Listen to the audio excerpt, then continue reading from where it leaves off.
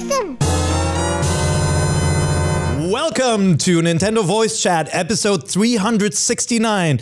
If you haven't watched us before, we're a weekly Nintendo show here on IGN, on YouTube, everywhere you're watching your favorite programming. We have a great show today, couple of big topics. We're going to talk about 5 things that we want changed in Splatoon 2. We're also going to talk about the latest Switch release, and that's Sonic Mania, a game that all of us, I think, have been anticipating for a while. And then we're going to go through the latest news, including the grand debate of flight versus invisibility, but we'll get to more of that after I introduce the panel.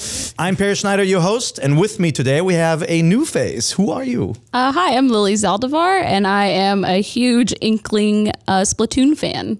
So, hey, Lily. Welcome to the show. So I've always wanted to have Lily on because every time we go online and play Splatfest, she's the one who completely takes me down.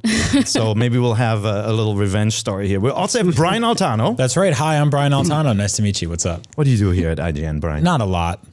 Not much. Just kind of, I just live in this corner and they put the camera on me every now and then. Sits in the studio. I'm amazed sometimes you're on Up at Noon at the same time live and next to me in the studio. It's weird, right? It's a trick. And we of course have Jonathan Dornbush returning. Sure. Hello. Our man for all news. Yes. And who owns a Switch and plays a lot of Nintendo games. So a very welcome guest. But we are going to go right into the latest news from the world of Nintendo Switch. Not a lot of 3DS news out there, but a little bit of stuff. Yeah. First of all, a little bit of housekeeping. IGN is taking NVC on the road. So that's good news if you like the show. We will be at Gamescom next week. If you're happening to go to the biggest gaming expo in the world in Cologne, Germany, look sharp. You'll see us running around like crazy trying to cover the show. And you're doing a live show, right? We will be streaming live for 3 days, and Damon and I are handling most of the heavy lifting on that. But we've got tons of games coming on, some Switch stuff here and there, and it should be cool. So if you're looking for us, just tweet at us. That's the easiest way to find us because we're off the concourse in a little private meeting room running our studio set there. But we will be around and there will be much ice cream and much beer and all that stuff, right? Really? I think it's like a weird way to power our bodies through 3 days. Ice cream and beer. Just a ton of sugar knuckles. and alcohol. Pork knuckles? Yeah. You go for that again? Yeah, I didn't know what that was until last year. That's a big thing there. Yeah. It's just a big, it's like basically the big cartoon Monster Hunter meats. It's just like this big, and they put it on a plate and it's weird. You guys pick are weird. it up with like one hand? Crunchy pork knuckle. It's not weird. It's okay. delicious. I don't like those words together. Pork knuckle. I will eat them again. Well, the English word sounds weird. So yeah. Pork knuckles. But yeah, it's going to be an awesome show. I'm very excited about that. PAX is going to be great. We have some good much stuff closer to home. We're going to be at PAX West. That's right. Yeah. And we are doing a live show at PAX West Sunday night at 7:30. You need your badge to get in because it's part of the sort of main convention center. Do you know the name of the theater it's in? No. It's something stupid like Sasquatch, like Albatross, or things like that. Summer Nut, something. Yeah, weird. we'll have more details on the next show, but come find us at PAX. Yeah. We will do a live panel with some of your favorites from NVC. I think Zach is going to be there too. Yeah, Zach's going to be there. We're doing something really special. We pitched to PAX to basically let us do a thing where we rank the top 10 Nintendo games of literally all time. So should be easy. We're gonna do that with audience interaction. So if you're there, you're hanging out Sunday night. I think Game of Thrones is over by then. So just come through. What are you gonna watch? Like Ballers? Just come through, hang out with us. Don't you insult The Rock. In prepping for it, we built a spreadsheet, a Google Doc between us, and kept ranking games. And every time Zach would add something, we'd delete it. It's bad. It's gonna be bad. Like I always say this. Like when we rank things at IGN and we're like the top 10 this, people go in the comments and like you're wrong. We're doing that here before you can even tell us we're wrong. We're yelling at each other. So these are heated things. It's going to be really fun. We're going to somehow get some sort of consensus on one of the 10 best Nintendo games of all time. It's not going to happen. So, and this will be the official list for all time. For all time. It can't be changed ever until next year. Week. Okay. The pressure is on. Pressure's on. So Gamescom, you got to tune in for that. Obviously the times are a little off because Germany is on a different time zone, but we'll have lots of videos of Nintendo games as well because Nintendo's bringing Mario Odyssey and Samus Returns, and Sega is there with Sonic Forces. So not actually Sonic Mania, which just came out and we're talking about later, but Sonic Forces, the next installment. We're also hearing about a bunch of really cool indie stuff coming to Switch that'll all be at PAX. So I will do my best to get my hands on with that stuff and play it before it's here. Perfect segue, hands-on. If you want to get your hands on a Switch, they're actually in stores right now. So the last week, Switches have popped up at GameStop as part of like bundles where you have to buy a giant freaking Snorlax plushie or something with it. Sounds like a great deal to me. But Toys R Us, Amazon had both systems in stock for $2.99 without anything packed in. The colored controller version went really quick, but the gray one was around. I think it's still around as we're recording this. Nobody wants the gray one. Because it's sad. It's for sad people. Don't insult What color combos do you guys got? Gray. I bought gray originally, but I have red and blue now. Okay. Really? Yeah. Wow. Okay. What about you? You got gray? I have gray. Oh man, yeah, me too. It is. See, what it I is. want to get the neon green and pink ones, which isn't fair because it's in the Splatoon 2 bundle that's coming out. Well, good news for you. That bundle is coming to the US. So if you haven't been following the news, what was once Japan and Europe only, we'll actually see here in the US, but only at Walmart. Yeah. And only in bundle form for $379. It's got a download code for Splatoon in it, but it has these little babies in it. So if you want to invest in it, we don't know if they'll ever be released separately in the US. They're so good. You can also import them probably for $100 from some foreign. This is can I say real quick? This is kind of a weird bundle because it's $379.99 and a Switch is $299.99 and Splatoon is $60 Carrying and case the too. carrying case is $20. It's not really a bundle. It's just somebody putting stuff together for you. I see those like you're not happen a saving lot. any money on it or anything like that. I feel like those have become more and more common where it's just because the word bundle carries so much cachet that people assume that they're saving a lot, but there's a reason. I mean, it is true. Absolutely. Yeah. Like I definitely know that with the neon pink, neon green Joy-Con, you think that it would be like a little bit like the pricier, but you're just getting that one Joy-Con, right? You're not getting two, so why is it that much? Yeah, you're not. Well, you're not. You're getting both sides, but you're not getting. It looks cool. Yeah, I get it. And so you'll still have to buy the Pro controller separately if that's what you want too. So the challenge for retailers is that they don't make a ton of money off hardware. Yeah. It's always been the story around console launches too. Retailers are happy because you come into the store, you buy games, you buy controllers, they may sign you up for a Game Informer subscription or whatever, right? Yeah. Like they love that halo effect, just like how, fast food restaurants love it that you buy a Coke. That's how they make their money. Right. And that's the challenge. And that's why a lot of retailers like to bundle stuff together to ensure that you'll actually pick up stuff. And, yeah, for sure. A Splatoon code doesn't cost them anything. They don't have to have copies in stock or on the shelves. And it keeps packaging sizes down. I wish it had come out earlier though.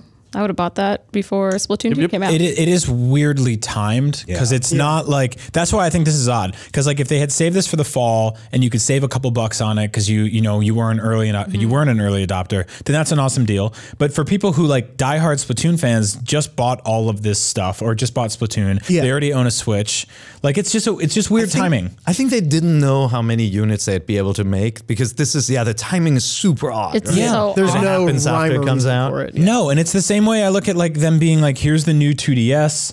And then a week later, they're like, here's the new Samus 3DS. Like the timing on all this is just odd. So I would say though, if you're a parent and you're thinking about getting your kid a Switch for Christmas, just buy it now. Get this Walmart edition now. Yeah. You do want to have Splatoon installed on your machine. Like I just flew, I was on an airplane playing Mario Kart with a friend. I was so happy that the game was installed on my system. I didn't have to switch cartridges or really think about bringing it. Yeah. I'm the same way. Yeah. I mean, I see a lot of debate about physical versus digital when it comes to stuff like that. But the reality is I play so many indie games that almost like, I mean, I would say probably less than 50% of them actually get a physical release. So you're going to need a memory card anyway. So you might as well, buy a bunch more digital. But I understand the logic behind getting physical stuff. I just, when I'm on a plane, I don't want to switch out Mario Kart, put in Splatoon, especially if you're just playing like one match, one race. Yeah. I almost, Darren, who works for IGN as well, is like, hey, you want to play Mario Kart? He was like sitting a couple of rows in front of me and I'm like, oh, I didn't bring Mario Kart. And then I'm like, thank goodness I have it installed in the system. So you want that. Oh, absolutely. Couple of releases. Not going to go into detail. Minecraft Story Mode is out on August 22nd. Good if you love the Telltale games. Good quality game, especially if you're into Minecraft. A solid entry. Yeah. Solid. It's not my favorite. No, in the not series. mine either. Certainly Walking Dead season 1 was much better. Yeah, I love Tales from the Borderlands. Some really awesome Wolf voice Among actors. Us. In this one, by the way. The cast is great. Patton Oswalt. Paul Rubens, Brian Poseidon's in it. Corey Feldman. Yeah, it's a very varied cast. Yeah. It's very Goonies meets Minecraft was the way it was sort of pitched to us. That's originally. pretty cool. Yeah, it's cool. Fun game. Jackbox Party Pack 1 and 2 is also out. They're $25 each. Yep. Have you guys played these before? No, but you like them, right? Yeah, they're I awesome. love them too. So the cool thing about this is that they interact with your mobile phone. So your Switch, you can bring your Switch anywhere and basically queue up a code on your mobile phone so that everyone who has a phone around you can use their controllers, and your Switch becomes your sort of TV screen. So you don't really use Switch controllers to play this. You play this with phones. And it's like weird like trivia question stuff. It's like sort of like drawing drawing challenges. There's a host of party games, and it's all kind of making fun of each other and making up fake answers and fake ideas, and it's a lot. And you control each other. Like it's good stuff to have. Like you just get some alcohol and get some friends together, or juice party game. Yeah, you know, if you're into that. OJ, OJ, a nice night. A little bit of apple water. juice, salty. It's a party favor. It is a party favor. Another game came out, but only in Japan. And, I wanted to just briefly touch on this because this might be a franchise that comes to the US. And that's this, not with that name, the Snack World Treasurers. What? I hope it has that name. Treasurers. Treasurers. Well, it's take on treasurers, but it's spelled Trejares. So this is actually from Level 5, the company behind Layton, behind Ni no Kuni, obviously good development studio, Yokai Watch. And this is a late entry into Toys to Life. Yeah. So they released with Takara Tomy, they released little keychains. Ironically, the Switch doesn't have the hook, as we learned from Miranda. Right? It means it's not a handheld. But officially. The keychains have NFC chips in them, so you can actually read them, and it's an RPG. These guys obviously know what they're doing when it comes to RPGs. Very weird consumption-based theme, around snacks and all that, and these little trinkets that turn into weapons. It's interesting because like 1 out of 20 of these things really hits and resonates with a worldwide audience and becomes a global phenomenon. Yeah. But until then, you have a bunch of stuff like Yokai Watch was like kind of strong. It just didn't do what Pokemon did. It didn't push through around the world. And this game, so it's only out for 3DS and mobile phones. It came out on mobile earlier already. No Switch version yet, but we'll see where that goes. Obviously, Level 5 would love to make that transition, I'm sure. But it just came out, and in a week it sold 100,000 copies. So it was instantly #2 on the charts, just beaten out that week by Dragon Quest for the 3DS, and just ahead of Dragon Quest for the PS4, just on that week's worth sales. I'm totally drawing a blank, but Ubisoft also announced at E3 there was that. I believe it's Starship Atlas, something along those lines. Which has like Toys to Life, Star Warsy X-Wing things. Touch one or two of them, like mess around with it, and I liked the idea of it, but it is that thing of, can a Toys to Life game break through now? Yeah. Now, and it's coming to Switch, and I think it's like really peculiar because like it's kind of a portable system, right? Like I don't know if you've been in a position where you're on an airplane and you pull out an amiibo, but like that's totally a thing that we could see doing in our lives. But these are keychains, so for this, I mean the concept is sound, but we'll see. There's just like with Yokai Watch, there's a cross media approach. So there's a tie-in with a manga. There's a magazine called Kodo Kodo Comics, so they'll have a comic strip in that one. Could be interesting. We'll see. I mean, Level 5 games usually come to the West, even when they have weird names like Ni no Kuni, right? Yeah. So hopefully we'll see that here. Quick story from the news front lines. From EA. What happened? In the trenches of news. Yeah. So EA's executive VP Patrick Soderlund, basically he was giving an interview with Edge magazine and said FIFA coming to Switch will sort of be a bellwether for them of what if they bring more games to Switch. EA is going to look at the success of FIFA and sort of measure that as if they'll bring their other franchises. I'm so sick of hearing which it's a thing that Capcom said exactly the same about Ultra Street Fighter 2. That sold very well, and then they were like, oh, we're going to make more games for the Switch. This thing seems Here's popular. some Resident Evil ports. Yeah. Well, and so the interesting thing is Patrick Soderlund, when the Switch was first revealed at that initial event earlier this year in full detail, he talked about in interviews, he was like, I'm a huge Nintendo fanboy. That's why we're here early days, and we want to support it. His son's middle name is Luigi. So he's called himself, he's a self-proclaimed Nintendo fanboy. Yep. So there's clearly love for it, but I think it is just there's a concern from all these companies who are so used to things working a certain way of seeing this brand new entry and not knowing what it will mean for them and their back catalog. So they're taking hestant steps, which I understand from a business standpoint. I just think, why is FIFA the litmus test? That is the thing. Soccer is popular, obviously bigger in Europe and Latin America than over here, and fairly big, obviously, in Japan. It's pretty big, and the FIFA franchise does well, but it just feels like, it's like if you go back to the early days of the Wii, 2K made a huge amount of money with carnival games. Yeah. And like they looked at this platform, you said, you know what, be good on this machine, this kind of casual game collection. That was the right game at the right time. And they made so much money with this thing. And I feel like this is like, well, this is our biggest sports game franchise and obviously a big hit for them. But is that really what the Switch is all about? You know, will it be a sports game console? Like, I feel like no, never. I don't think so. I feel like I agree. Like with the carnival games, because when I think of my Switch, I have like a lot of co-op games that I play with my friends, and I would definitely get a carnival game if they brought one to the Switch. But FIFA, I don't think so. Like, I don't think I would get one. Yeah, I mean, you can play FIFA co-op, but like, would you? No. Like, I think the litmus test thing works when it's a game that will resonate with the audience. Plants vs. Zombies. Sure. Right? Yes. That's a great That's idea. an EA There it is. The weird thing about FIFA for me is that if FIFA sells very well, you can't necessarily say it's because it's on Switch, because it is obviously, FIFA is massive around the world. It's a tremendously popular It could just franchise. be that. And if it doesn't sell well, it may just be, well, the install base may not be FIFA fans. Exactly. You may not know. So and that's the thing. Like, you look at what Capcom did with Street Fighter, right? Yeah. Like they put that game on there. First of all, that game resonates with almost every gamer. Second of all, there's like a rich history because Nintendo fans are, you know, they're people like me that grew up playing games like that in the arcade. Third, like Ryu was in Smash Brothers. Like, there's a connection right there. I keep And if that elbowing your failed, microphone. it would be a bit of a I'm in this small prison over here. But like, I don't know, Pele wasn't in Smash Brothers or whoever else is playing soccer these days. Back me up, Pear. He was not in I mean, for me, I'm a little. Pele. He's really up That to would date. be an amazing downloadable character. I'm sure someone photoshopped that before probably. the game came out. For me, I played FIFA a bit back in the day. I'm a little lapsed, but I like the idea of having that on the go, and I can play a season's worth on the go with me. But it's not necessarily designed so. No, there's nothing wrong. I like. like that it's coming to the Switch. I actually think that variety is great. I just feel like it's a weird thing to It's tie the it weird towards. bellwether. Like, Absolutely. really, you're gonna wait and see how it sells and then start making Switch games? That's too late, EA. Come on. Yeah. You put PVZ on there. Put the freaking Piranha Plans from Mario in there, right? Like, do something that speaks to that audience and brings something unique to the It puts pressure on someone like me to buy FIFA so that I can get Plants vs. Zombies down the line. And like, that's how you think. Yeah. Yeah, well, like, I mean, if they're like, hey, it's on you guys to save our business here. I'm like, no, it's not. No, I felt that weird pressure when I saw that story. I'm like, well, I haven't bought FIFA in 5 years. Should I buy FIFA so they put more games on the Switch? Yeah. Like, that's a weird thing for any consumer to have to think. Yeah, like, I want Star Wars Battlefront on my Switch, like some sort of weird downgraded version of it, but I don't care. I love Star Wars. There's no Star Wars on Switch right now. Yeah. How about a different Star Wars game? That'd be cool. Right? Sure. I mean, might EA's work. got the Take it. license. Ooh, Make a that'd be Star Wars nice. game for Switch, but they can't until I buy damn soccer. I mean, in the way that Ubisoft. Yeah, I'll call it soccer. You See can me do in the comments. soccer, FIFA Star Wars edition. I would do it. Okay, that's not The ball is a happening. Death FIFA Star. Star Wars edition. After Yeah. Connect Star Wars, I want nothing like that ever again. Star Wars is sacred All to right, me. Yeah. let's move on, guys.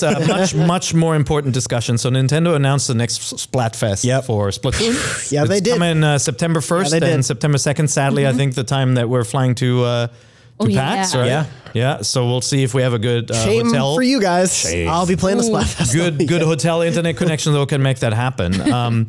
So the theme is superpowers, flight versus invisibility. And there's one right choice. Yeah, okay, what's the right choice? Oh boy. Flight is the right choice. Easy, done. Thanks for watching. It's so obvious. It's been a good show. Thank you, guys. Yeah, Have a good one. So hold on a second, though. I mean, No, totally, I would Flight. pick flight too. I feel like flight is going to be the overwhelming choice because when you pick invisibility, people are going to look at you funny, right? So But they can't look at you. So We've like seen I Hollow Man. 100% agree that Are you wearing clothes? flight is like 100% the correct choice, but everyone is going to talk about invisibility because it is Marina's choice. That is what she wants. Okay. So it's kind of like, well, okay, flight 100% the best choice, but Marina is picking invisibility. So So does that give us a 50-50 popularity, or is it going to give us the 27 Mayo, 70 whatever? Right, that was right. ketchup. yeah. Yeah, Well, I think, that's a problem. Like, because then we're not, they could do 100,000 Splatfest, but we're really debating those two characters, right? Yeah. So hold on. So invisibility though means No one can see Robbing you. you Banks? can't. Well, now I get it. It's bringing out the darker side of us. But No. you're I mean, I don't think your clothes turn invisible or things you carry. So you can't really go like walking into a bank and take the money bags. You know, they have that's money where- bags, yeah. sweat Yeah. bags It with the wouldn't dollar turn sign on them. invisible. It wouldn't turn Well, invisible. no, so there's a lot Just of there's a lot of questions up in the air about all Of of what this, the right? invisibility Then you would have to be is. naked. Yes. So it also, like, you can't eat.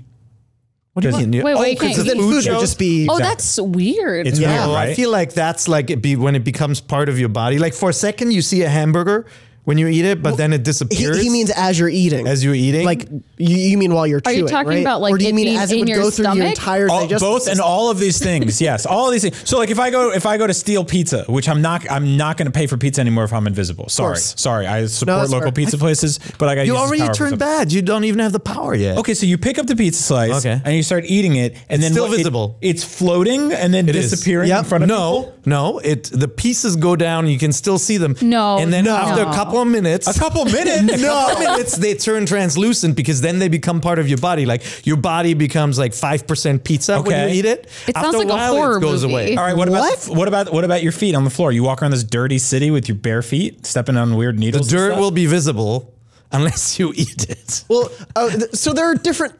I haven't worked this out. There all are the different way. terms of invisibility. I think if some forms of it are you're wearing clothes and you turn invisible, those clothes turn invisible. But if you add anything to yourself, that is visible. Yeah, that's just magic at that point. That's Sure. not even realistic. So That'll be great stuff to Not think about realistic. while I'm flying. Yes. So flying. Yes, flying. I'm just worried about flying. Like I love a short commute, You're worried but about- like flying in the Bay Area, like you guys aren't scared of kites? no, Kites? They're No. kites everywhere. No. I Like haven't you're seen flying a around, kite. it's like No, kite that's in not. the That's not even in the top 100 things I was worrying. We're not at about. a beach I'm in really the worried about 1940s. There are no kites. Yeah. There are lots of kites I haven't seen a around. kite anywhere. No. What about Kids are on their phones. What now. They about don't- cold? It's like cold. Everywhere. What about cold? Yeah. See, that's the thing though, because if you pick flight, you can save money. You can get like a sweet jacket, I like and it. then you Yeah. know bundle up, and then you're like, all right, let's go to Cabo, and then you're off. But Yeah. if you're invisible, you have all the money because you Yeah, can but just that's the always thing. take the If money. I'm just gotta eat it. if I'm make it invisible. flying, I'm not invisible. Exactly. I've picked my And if choice. you're invisible, Yeah. you're naked and colder than when And then you're you flying. save so much money. Exactly. I think we're going to have to phone the audience on this one. What do you Yeah. guys think? Flight Yeah, let versus us know. invisibility. I want to get a general breakdown. I think we will run a poll on IGN as usual, Oh, yeah. where you can vote between the two so you can get a sense to, what people are going to pick, because there is the little popularity vote factor when you're playing Splatfest, but then there's also the skill. You know, if you're a Mayo player, obviously a much better player than a ketchup player. What a Whoa, weird that sentence. is Mayo fighting player. words. I am. That's right. Don't. Suck it up. Mayo Yep. player. Nope. It got even grosser. It got Yeah. worse. Suck it up, Mayo player. Don't say that. This is a No, it's children's show. Ketchup, right? Yeah, I'm for ketchup. I love Yeah, ketchup. team ketchup. Oh, I don't want to suck You're the up only one who either did of them. mayo. Yeah. Yeah, I did ketchup. I've tasted. Always. Kara, what are we playing Always. these days? We're playing a couple of games. So I've been playing a lot of Severed on the airplane. And Yeah. really, Very really good game. digging it. Yeah. I wish I didn't have to use the stick to move around and could just tap on the screen. Yeah. I Well- do actually think the iPad version is a little better, but it's such a great game. So clever.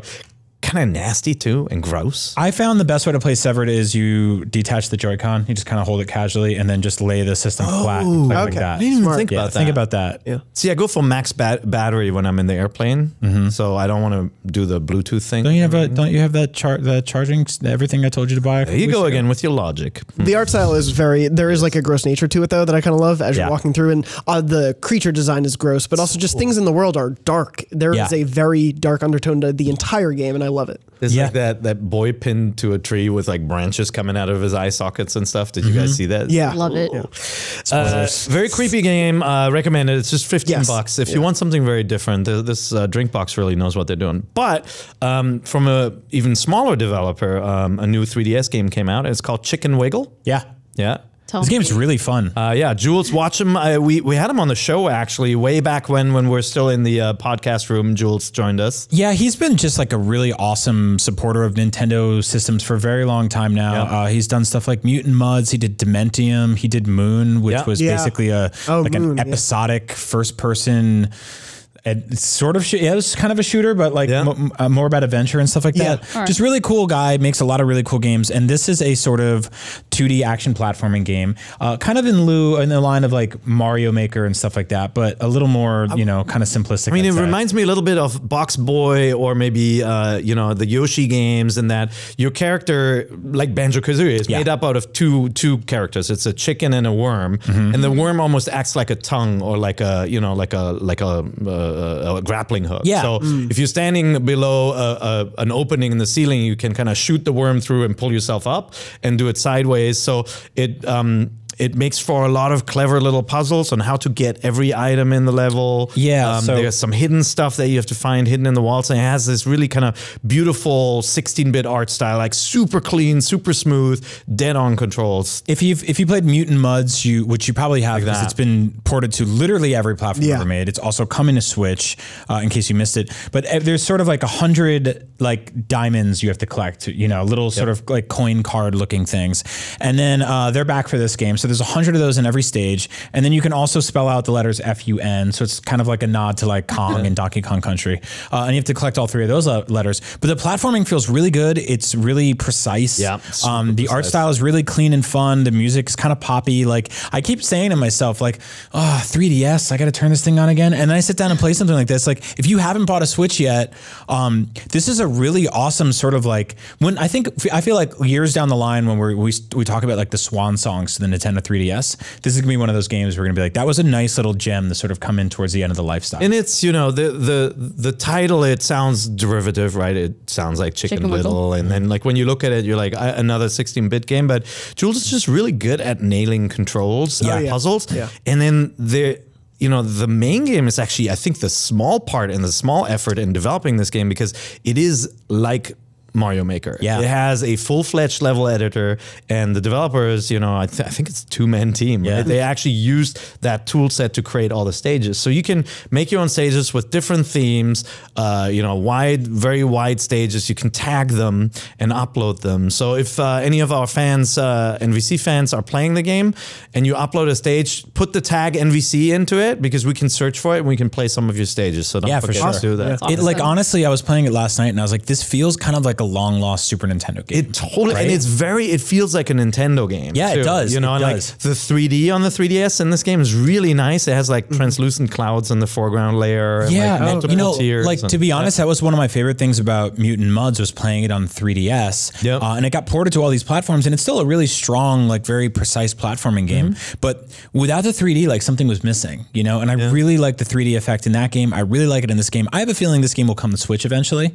It sounds like a really well-designed game for the platform it was made for. Completely. And that's like, I always appreciate developers who do that, where they think about where it's going to be played on. Yeah. And that's, I think like these guys have done a really good job with that over the last few years with the Nintendo 3DS. And like, this is cool to see something this awesome this late in the life cycle. Yep. Great. Don't write it off. $15 on the 3DS. It's definitely a game that I'm going to keep on playing. Yeah. What a deal. If I can ever get a breather from travel, maybe sit down and make a couple of levels and upload them as well. If only you could bring the 3DS with you everywhere. Yeah, that's shame. Like the Switch. Tethered. It's just so heavy. Brian, you've been trying something that's not a game. Oh yeah, that's right. I put this down as Brian's Funky Stick. This is a sequel to Nestor's Funky Bowling.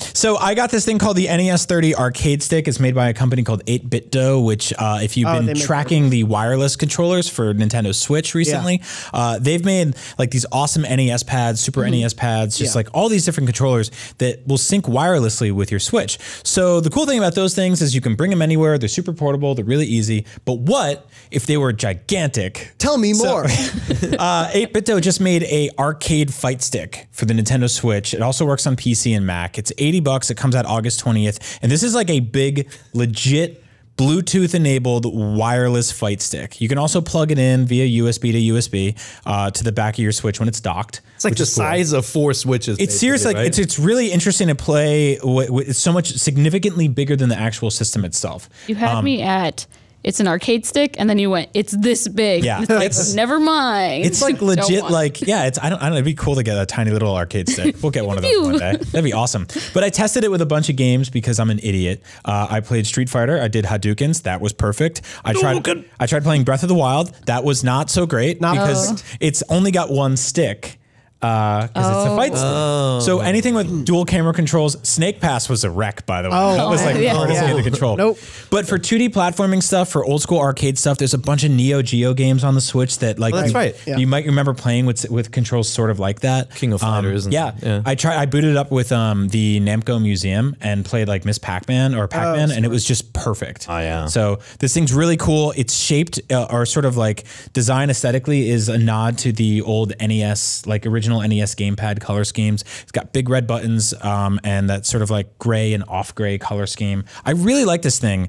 You can also take it apart if you want and kit bash it, mod it with your own buttons. You can screw it into a table, bolt it down to something, build an arcade set with a dock in it. Like if you want to make an arcade at home for your Nintendo Switch, yeah, just do that now. Like that's nice. One of your options. Awesome. So I really dig this thing. Check it out. They August make very 20th. cool stuff. Yep. Yeah. So the big release last week, though, was of course Sonic Mania. Sonic is back on a Nintendo platform. This is not. I mean, I have my original Mega Drive here in the office. You know, I bought one when I lived in Japan. That's the Genesis. And I loved playing Sonic 1 and Sonic 2. Played Sonic 2 2-player with my friend all the time. And then, you know, kind of after Knuckles, I kept on running into games where I was like, yeah, Sonic CD was good. And then Sonic Adventure, I'm like, I want to like it more than I do, but it had so many like camera issues and stuff. And so I kind of, like my love affair with the Sonic franchise kind of teetered out with the move to 3D. Yeah. And then this game just basically goes right back to the beginning. And like, it's an all new game. It remixes the stages, but it feels so true to the original. Absolutely. And actually improves on it in so many different ways. Were you able to play it? Yeah, it reminds me a lot about like when I was a kid and I would turn on my Sega Genesis. And that's what I want in a Sonic game most of all, is just like going back to what its root is. That's why I play Zelda. That's why I play Mario, because it goes back to those times where it's like, this is how I love Sonic and Knuckles. Right. I've always said that there's sort of like two, and you kind of like stepped on it for a second there, but there's like two groups of Sonic fans. There's the ones that grew up in the 16-bit era or grew up with those games, and there's like the Sonic Adventure fans, and they want like the garden where you collect those little animal things. Chows. Yeah. Yes, and they want the fast orca whale downhill running, and they want to run downhill past. I want a giant whale to come chasing at me as I'm going off the pier. But I'm like you guys. I mean, I had a Genesis when I was a kid. I played like Sonic when I was a kid, and I've gotten in so much trouble in the past on IGN shows for saying this, but like I played those games a lot. I never really loved them because I feel like they don't necessarily like capitalize on I don't think that they're great platforming games because they kind of halt to a stop so often. But I think that when they get moving, like there's a great momentum to that. There's this great energy to them. I appreciate the hell out of the art direction and the music. Like all of that is really fun. I'm more fascinated in this release because it is so perfectly nailing something from an era that I think so many people have forgotten how to nail. Yeah. Like it's sort of like when you watch it's like watching Stranger Things, right? Where you're like, oh, you guys nailed the 80s aesthetic perfectly. Yep. And then you watch other stuff where people are doing nods to 80s stuff and you're like, this is like a cover band of a cover band of a cover band. But I think these guys, and it's mostly thanks to Christian Whitehead, who's been working on these ports for a very long time and helped develop something brand new here. I'm fascinated in the way you make it like a widescreen, sort of perfectly in line 16-bit classic game. Like you know what's funny? It's actually the widescreen format is so much better for Sonic. Yeah, right? It really is. You want to, it gets so fast that you want to see what's ahead. And in the older games, you know, the ones I grew up with, to a fault, like make you really enjoy the speed. And like you start off and you're going through the loops and then there are the spikes, right? Yep. Or there is or you're underwater. There is a bridge that collapses, or you fall and you can't see. You couldn't tell that you were going to die when you fall there. And there are moments in this game still where, you know, like you're guessing, it's like, am I falling to my death, or is there something down there? Yeah. But the game is much fairer when it just lets you run. Like you want to go. It's like it's a pinball machine at times. It's just like super speed going through stuff. You see alternate paths, and so it makes you want to go back and explore. But some of that anxiety that I had when I played the original games, where I'm like, oh, what about that? What about that? Oh, let me slow down and then boop boop jump up and explore. Like it removes a lot of that in favor of just enjoyment of running and speed. Absolutely. And and I can imagine like people who play this a lot, when they get really good at it, it's gonna be so much fun to watch. Exactly. I'm excited to see the speed runs in this game. I For me, the thing, I grew up kind of concurrently with those. I inherited my mom's Genesis and was playing the 2D Sonics as I was playing the 3D Sonics as they came out on sort of GameCube and things like that. So I had the marriage of both, and so I have a soft spot for both. And I think like a great Sonic 3D game, there have been some really good ones. But what I love about this one is that it feels like a marriage of the old school Sonic gameplay, and it's nailed so well here, but with a modern Sonic sensibility. Because Sonic has become like the persona of Sonic is online and this very memey sort of thing, and very humorous, and it's like Sonic on Twitter is very self-aware. And this game is aware of that, and it plays into sort of the tone of things in this game, and I kind of love that they found a middle ground for both, and it works. I always liked the character, and I always liked the idea that this wasn't, you know, obviously there was this Mario versus Sonic rivalry, but Sonic was such a different game in that, you know, you rolled up in a ball, and like actually some later Nintendo games borrowed that, you know, that ball mechanic and the kind of speed running stuff, including Mario, right? It's I mean, what I really love about this game is it removes a lot of the death traps, but it stays true to the feel and look of many of the levels, and then it just goes bonkers. Like there are like machinations and pipes that shoot you all over the place, and like little, you know, like little funnels that make him roll in circles before going through the pipes, and like out pop a lot of numbers, and it's a lot of machine. And then you fight a boss, and this might be a minor spoiler, so skip 10 seconds ahead, but it's Mean Bean Machine is a boss. That so was you play Puyo awesome. You know, the entire, when we saw that in the game for the first time, 5 people crowded around the screen. We're like, what is going on? Like, that is awesome. And that's what I love about this thing, is that it's clearly made by fans of Sonic. It's self-aware. It is so self-aware, but it's also a love letter to that franchise. And I agree with you. It keeps the momentum going through the levels, even when you have to pause because it needs to do an animation. You still feel like you're going through and progressing. And the boss battles are awesome. And it has the 3D stages from, you know, CD and where it's kind of like the pseudo 3D kind of bent world, and you have to collect all the blue orbs. I love those, like the little hidden, what is it, like stages that you can find? Oh, they're so great. Like almost like Mode 7 levels, but this feels like Genesis. Like the way Mode 7 looks and feels was always slightly different from what happened on Sega consoles when they did 3D like that. And this feels so authentic and right. And the game runs awesome on Switch, looks great on Switch, and it was a joy to play this on the go too. And it has 2-player as well. I really hope Nintendo takes note of this and they realize that it's possible to make like a 16-bit Super Mario Brothers game that doesn't look like new Super Mario Brothers. I feel like they ran that art style into the ground over the course of a decade. A little bit. I was thinking about that when you guys were talking about it, because in Super Mario Odyssey they do kind of touch on it.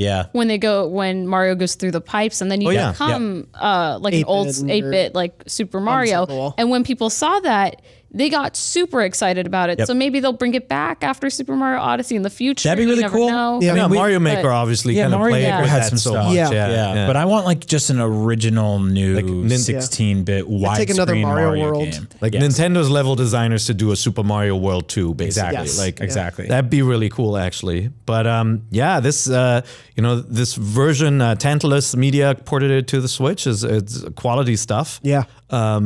And I also love the story of the creation, you know, that the creator used to make fan games in the very beginning, and then, you know, was employed to port games, and now has taken like the engine that he helped create, is powering a new Sonic game in the style of the original ones. I think it's it reminds me of story. The story of, I'm drawing a blank at the developer, but the guy who created the Metroid 2 remake that Nintendo shut down got a job doing level design stuff for Ori and the Blind Forest 2, or whatever they're calling it. Will of the Wisps. Which is like, that's so cool. That's like, you start off like playing cover songs, and then all of a sudden you're working for the band. You know? But I played a bunch of Sonic Mania. I think it's honestly, I think it's a must download on the Switch. And it's $20. $20, Keep it around, keep it running on your machine, and then obviously you can do 2-player as well. And you unboxed a special edition, right? So there's a collector's edition. That one costs $80. It was sold out initially at launch. I don't know if they have more, but it comes with a 12-inch Sonic statue that is him standing on top of a Genesis, and the Genesis you can toggle the on and off switch so that it plays the Sega startup noise, which is I spent like 2 minutes in the video just toggling it back and forth. That's awesome. That was great. It comes with like a collector's card and a Sonic Mania cartridge. It doesn't actually play, of course, but it looks like an old Genesis cart, and you slide it out and there's a sort of a manufactured ring, like a Sonic ring in there. Oh, that's great. It's awesome. It's a pretty solid collector's edition. Yeah, that rules. Very cool.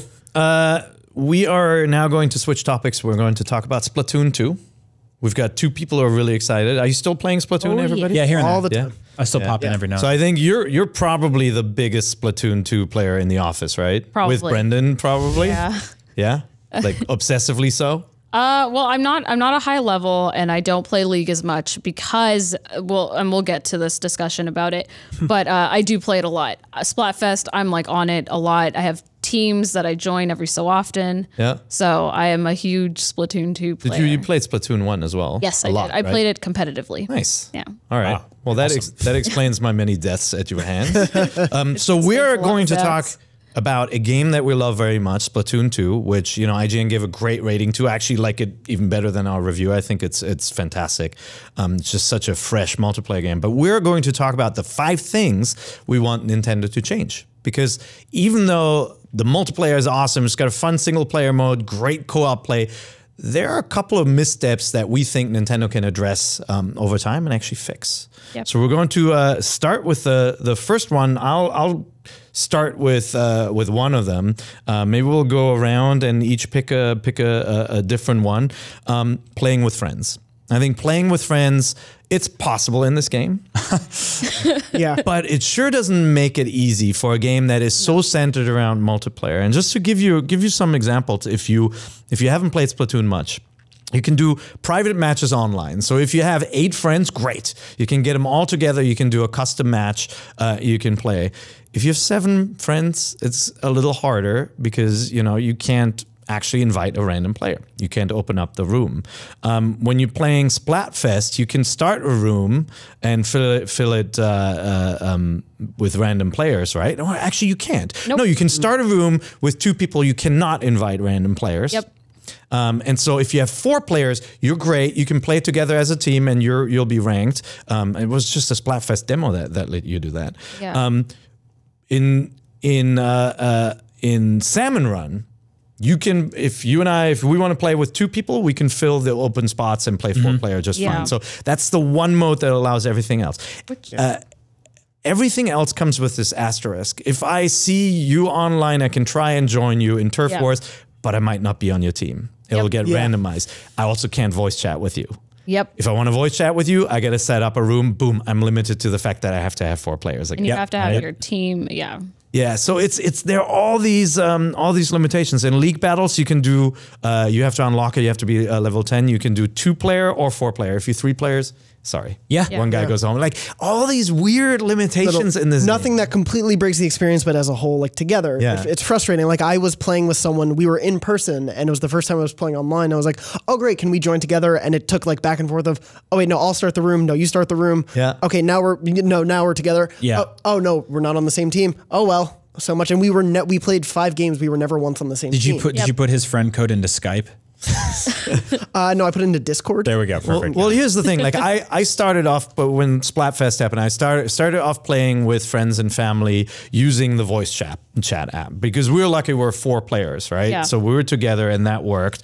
And then the maps rotate. Not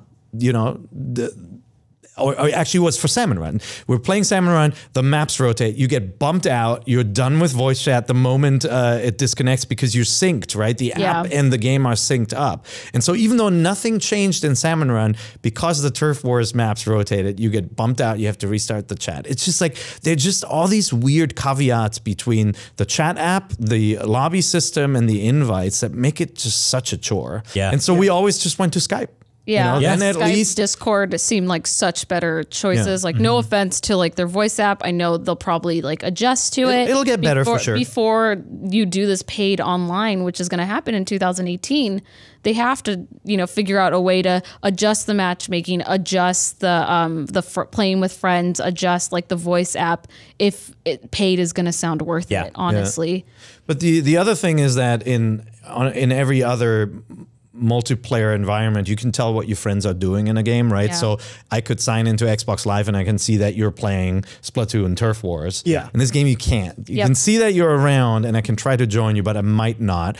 If you happen to be just in overall matchmaking, I can be put in a queue and wait for you to finish. And if I get lucky, somebody drops out and I go into it. But I can't tell what you're doing. I can't message you. Like, it's just this weird starter. I mean, it's a new console, so hopefully it will get better. It has to.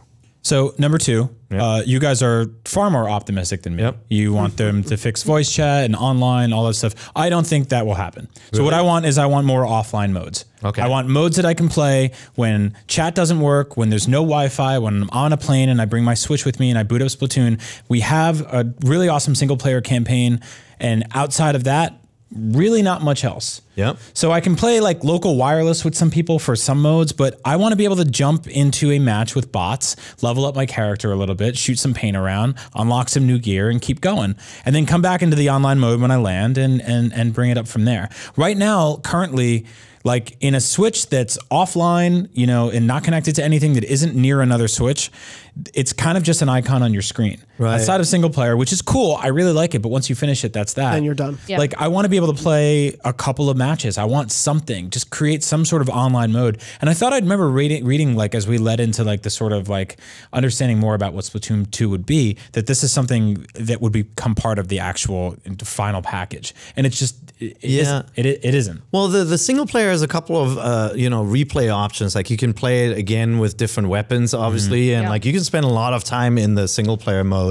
But I think you see when there are the odd arena battles against octolings in the single player, the AI isn't very good. I know. Right? The enemy AI is very simple. Yeah. And so like I don't think they're there yet when it comes to the bot game. But yeah, it'd be nice to be able to play more offline. With single player, I mean, you don't even get to level up. You don't get to keep anything that's in there, Right. which is really frustrating because it's like, why am I going to play single player? Totally. But what I miss most about like Splatoon 1 is the fact that we did have offline, like you could play with you and your friend. Now it's like if you want to host a private battle or host a salmon run, you have to have someone else to play with you, and they have to have their own Switch. Right. You can't play with them separately, which is one of like my huge gripes with it. Is just I would like to play with my friends who don't have Switches. Yeah. But it's like kind of like, oh, okay, I finished a match. Here you go. It's your turn. Yeah. And it's yeah. really Split screen Salmon Run would have been awesome. Would be Yeah, cool. I would agree. Yeah. I mean, it's probably hard to see, but you look at a game like Mario Kart Deluxe, right? It works in every capacity, online and offline, and playing with friends locally is really fun. Yes. But you get them out of the picture and you play against bots, and it's still really fun. Like I play Grand Prix on flights and all the time. I really like doing that. And on Splatoon, I just kind of can't. I have to look at that icon and be like, there's really not a lot there. It's not really worth opening. Yeah. So I end up playing something else. It sucks. What about number 3? Well, what you got? For me personally, I think tying back to sort of online, I would love a little more variation in the map rotation and limitations of that. Having 2 at a time. So I got the game, I didn't get it day 1, so I've only been playing for about a week and a half. But having it already in that small time, I feel like I get bored of the maps in the 2-hour time period very quickly sometimes. And it's like, I know what I'm going to do as soon as I get on this map, and I'm just repeating that over and over again. Whereas if I had 5 maps that could randomly generate, it would force me to change up my playstyle a lot more. Yeah. And I think force me to get better at the game. Yeah. I think there's something to adding that variation that's more fun and more challenging. Well, for Splatfest, they Marina made like a new map that she like helped create. Yeah. And I was like, oh man, they're gonna bring this one in. Lily, and, like, I have some news for you. They didn't. Yeah. They didn't bring it in. They like, there's some things in Splatfest where it's like they bring it in and then it's gone. And it's like, okay, well, when are you gonna bring that new stage in? Are we gonna keep that music that is bumping when you're playing against in Splatfest? Like that's good music. That's good. It's a great stage. Yeah. The like weird Twilight Zone one, like bring that one. See, in. I'm torn because I love that Splatfest is special. Like I love booting up the I game do like the idea of and that, having like the night mode and everything's shiny and the music is different. Yeah. I dig that, but I hear you. It's a little bit of an issue when the map rotation is so limited, right? Yeah. Salmon Run actually does a nice job. Like you yeah. jump in. Yes. It's not that the map changes very often. Obviously it doesn't, but they mix up the things. Suddenly you have like a mothership attack, or you have the grillers coming in or something, or you have fog or night or the cannons, and like I love that. And they change guns too. Yeah, and then the guns change, so it has this randomness factor. Even if you're stuck on the same level repeatedly, you feel like you have to vary up what you're doing a lot. Yeah. Yeah. It incites you to get better and try things you wouldn't normally. And I think that's something smart. It's also for like a game that's so pick up and play. You sit down and play a few matches and you end up with the same map 3-4 times in a row. Yeah. Yeah. And then like that was your session. And it's like a 50-50 chance that you'll get a new map, or depending on the rotation. I look at Good the way math. Good math. Yeah. I was able to do that. I went to math school. Did you do this on your calculator? Yeah, that's what I did. I brought my calculator out. No, I like we did a Let's Play of Animal Crossing for Nintendo GameCube the other day, and it's up on the site now. And the number of multiplayer maps. You just one of the things I was thinking about that specifically is that when you play that game at different times of the year, different things happen. Oh yeah, and they are they're sort of like locked down to Christmas or New Year's or whatever it is. But there's items you can get on those days that you can carry home with you all year, and I think there's like. I love this, like sort of like the event specialness of Splatfest, but I do want sort of like souvenir stuff that kind of travels with that, and I think fitting into the map rotation, if they introduce a new map for Splatfest, like, I kind of want to bring that home with me and be able to try it out. Or the t-shirt and Splatfest. Or the t-shirt, yeah. Even with Splatfest specific maps or anything like that, even if it's a period of like, hey, this will come in 4 months or something. So we want to make it special. Some info, So one thing that, I mean, they could, like, I don't know why they limit it to the 2-map rotation. I wish they would expand it to something like 5 at least. Obviously they have a huge back catalog of maps that they can bring in. But if not that, then maybe some sort of special condition like they do in Salmon Run. I brought this idea up before where it's like, could there be a black light thing that happens and you can't tell the difference in the colors? And so it's more about like remembering where you sprayed, and like it becomes much more like you do that 1 every 10 matches or something. Like just something to break up the, the factor that you brought up where sometimes you have the same map 4 times in a row. Yeah, I like I said, I just would love them to bring in, like, if they show us a new map, bring it in. Yeah. Don't take it away from us. Or if you're going to bring it into the next Splatfest again, like, I don't want you to bring it in, take it away, and then not. Like, Lily does not. Where to go? Is it in the Disney vault? I don't want it. It's mine. I earned it. I didn't. I was team catch up. We didn't do. All right, I got one. I'll go for the 4th one. Online stability and dealing with disconnects. So I've talked to a few friends. Zach. Zach was very, very mad. At the beginning, I was like, do I have a bad connection? But we were playing with 3 switches in my house and only one kept getting disconnected at a time. Like, it was never everybody dropped off. So I know it was my internet connection that went away. I've encountered disconnects and people dropping out of the team. And that happens with any game, right? Like, you can never expect servers to work 100% of the time. But the problem is Splatoon deals with that in an unfair way, I feel like. If somebody drops out in the beginning of your match, you're 3 against 4. There's literally no way. There's virtually no way you can win unless the other team really doesn't know what they're doing. Yeah. And so you lose and you get dinged for that, right? Yeah. Like, you are, you don't get the points you deserve. You have no chance at winning, all of that combined. I wish there was some sort of adjustment where either the game said, you know what, this match was just for fun. Like, it's not going to count towards your record or something. Right. Yeah. Or that a disconnected person can join back in. That's what a lot of games do, right? Yep. Yeah. That's the one that I would love for them to, just have, where it's like you get disconnected, but when you go back into the lobby, it's like, would you like to rejoin the match? Or like, because now it just says, this looked pretty suspicious. Oh yeah, that's the thing too. I'm like, it wasn't my fault. I got disconnected, and now I'm being treated like a suspect. Like this goes back to my point, but like, if you design great AI, like, have an AI character pop drop in, in, or buff the 3-player team. Yeah, totally. Right? Like, they get a little bit more ink or something. Or like the special gauge is a lot higher. That'd be great. And this wouldn't be an issue if it didn't happen. Like, I feel like every session I play, it happens a couple of times. Still, you see like those phantom people kind of disappear or like stay in place. Like, it's weird. Yeah. Yep. So that's one. Lily, you have another one. Ooh, let's talk about our favorite thing, matchmaking and the lobby. All right. Oh boy. So if this is not your favorite thing, it's certainly mine. Let's talk about the fact that we can't exit out or change our equipment. That is, I feel like, the biggest gripe that everyone has about Splatoon 2 and they had about Splatoon 1 is the fact that you can't change your weapon. You can't exit out of the lobby to change your weapon or your gear. You have to play the full game and then quit.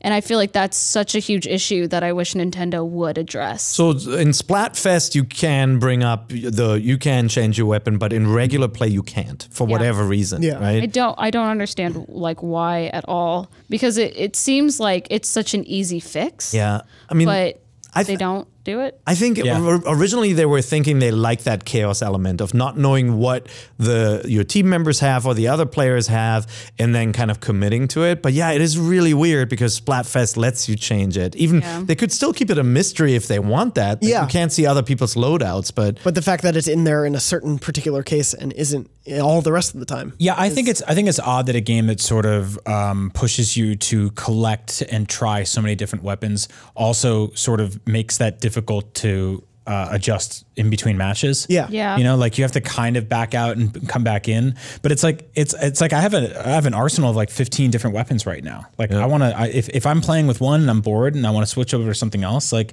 let's make it a little bit easier for me. Especially if you're playing with friends, like if your friend has, for example, a roller and you do too, and you play a game, then it's like, okay, I'll quit the game, be right back. And then you have to change, and then you have to wait and hope that someone leaves the lobby. That goes back to the playing with friends, right? Yeah. Like you have to be lucky then to get back in with your friend. Yeah. Because you can't just team up with someone and then matchmake with random people. Yeah, but it would be so nice if they just like added, you know, like an equipped button that you could do it, or just leave the lobby. Yeah. What's weird is they did add the ability for loadouts via Amiibo. So you can save your loadout to an Amiibo and then you can bring it to your friend's house.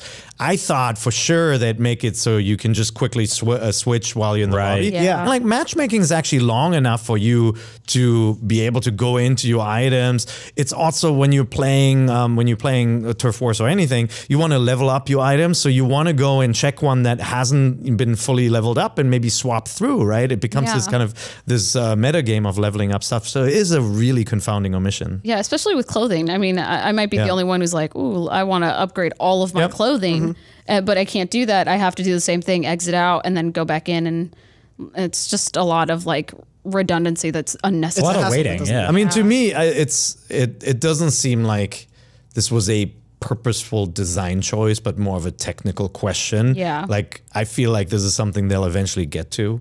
Well, this is like, I mean, we're still early in this weird new hybrid console handheld life cycle, right? Yep. But every game that comes to Nintendo Switch has to work as both a console game and a handheld game. And I think with Splatoon, it's like you start up the game, there's this like minute-long speech from the two characters, and then it jumps into the main area. You jump into the lobby, you wait, you go into a match, you come out, you wait. Like, there's a lot of like, I mean, I think about like the best mobile games I've ever played are the ones that like you're just in a few seconds. That's why people love Flappy Bird, as dumb as it was. Like, you're playing that game in 2 seconds. Yeah. Who loves Flappy Bird? I don't know. Nobody loves Flappy Bird. They hate love it. Oh my God, Really? you Yeah, loved you it? too? Yeah, it was awesome. Oh, see, well there it is. Don't look at me. I didn't. Anyway, I was pointing at her. Shutting this down. I think these games in general need to be a little bit snappier, right? Like I think about like Breath of the Wild, like you just hit the button and you're kind of in. There's a loading screen and you're running around in the game. Or they can do the same thing with Sheldon, where they did the ZR, where you speed it up.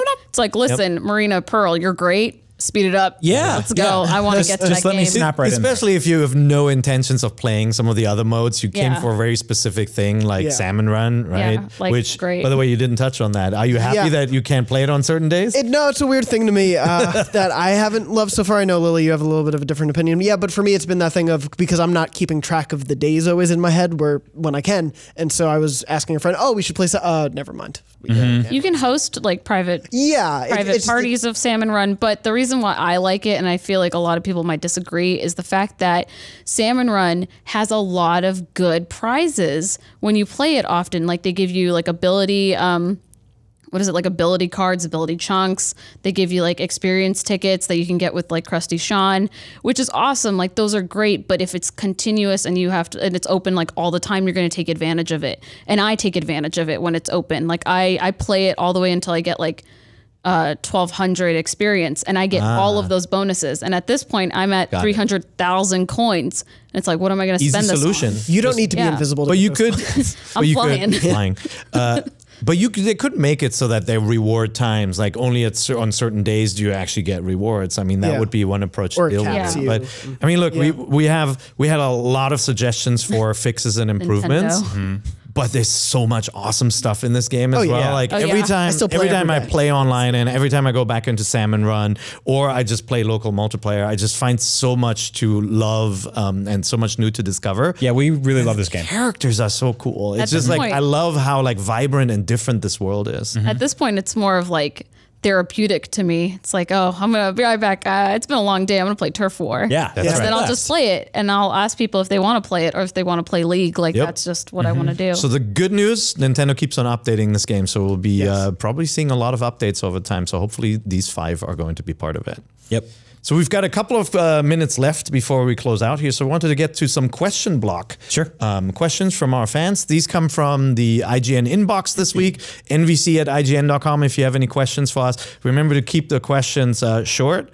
Brian, do you want to start maybe with the first one? Yeah, sure. I have a good answer for it too, but I'll open up to you guys afterwards. Aaron says, where are the FPS games for Switch? It's first-person shooters. This is a huge genre for Nintendo. They're missing out on, especially with big games like Call of Duty and the Battlefront series. Why doesn't Nintendo realize how big this genre is? I think they realize it. Yeah, I don't think it's necessarily Nintendo's fault. I think, we talked about it earlier. EA is waiting to see if they want to port things. Capcom was waiting to see. The third parties are waiting. Yeah. And I think for them, they decided, let's not try and rush ports of all the games coming out this fall. Right. We're going to wait till the next cycle. Like Call of Duty World War II is not going to be on there, but the next Call of Duty could easily be on there, and they just didn't want to rush a port out, and I'm glad they didn't, because when they do that for console launches, I don't think that's great. Like, I don't like those. I think COD will come for sure. Absolutely. But I think Nintendo realizes how big the genre is, and that's why we have games like Splatoon, which grants third person, but still a shooter like that and territory based. And obviously Metroid Prime 4 is coming back, which has that first person element. But I think also one other reason why we haven't seen a lot of FPSs is, in the past, certainly Nintendo fans haven't bought some of them on the Wii U and the Wii, but also the developers who make them are usually the ones pushing graphical envelope. Yes. Not a lot changes in those games from year to year, right? Like, we leverage this complaint against Call of Duty all the time, although I actually think they innovate quite a bit, and sometimes people don't give them credit for it, right? Like the zombies mode and all that kind of stuff. But these are the best looking games on the market, with like a lot of time spent on the graphical engine, and those developers usually aren't that interested in backporting. Right. Yeah. It's first person shooter as a genre has been synonymous with sort of graphical prowess for a very long time now, if not since sort of its inception. And Nintendo consoles historically kind of haven't been. And the Switch is able to do a lot of really cool stuff. If you've played Breath of the Wild, you know that. There's a bunch of other games. Mario Kart looks stunning on this system. Splatoon looks stunning on this system. I don't really think that it's the first place that anyone wants to go for a first-person shooter, because it just doesn't. It's not going to be able to maintain the same level of fidelity. And you look at games like Call of Duty ported to Nintendo Wii. I believe there was a Call of Duty ported to the Wii U. Am I correct? Yeah. That was, I believe, probably was one of the lowest selling games in the history of that. That's the other thing, right? You do have a sort of kind of statistically younger user base a lot of times that don't gravitate towards those things. There were Call of Duty games ported to DS, and if you want to know what an action intensive set piece heavy first person shooter with all the bells and whistles looks like completely stripped down of all those things. It's like laughable. That sounds crazy. But there are games like PUBG, right? Like PlayerUnknown's Battlegrounds that aren't as graphically intensive as these games, and I feel like that is a miss. Microsoft was smart to jump on that, try to get it as at least as a limited time exclusive. But that game on the go would be so awesome too. I think with friends. The thing about looking at the Switch and Nintendo's history, also multiplayer, first-person shooter, especially multiplayer games, are online heavy. Like, there's the emphasis on online play. And yes, the Wii U and the Wii had online capabilities, but they weren't the same as what we were looking at with Xbox and PlayStation. And now that obviously Switch is making that push, but this is brand new for Nintendo and third parties. Could be wary. So my suggestion, because I don't want to just give up on this genre entirely on the Switch, is that developers start looking at classic stuff that works, single player focused stuff that works. I would love to see a port of the BioShock collection, for example. That would be really awesome. That'd be amazing. I would love to see a port of like GoldenEye or Perfect Dark in HD.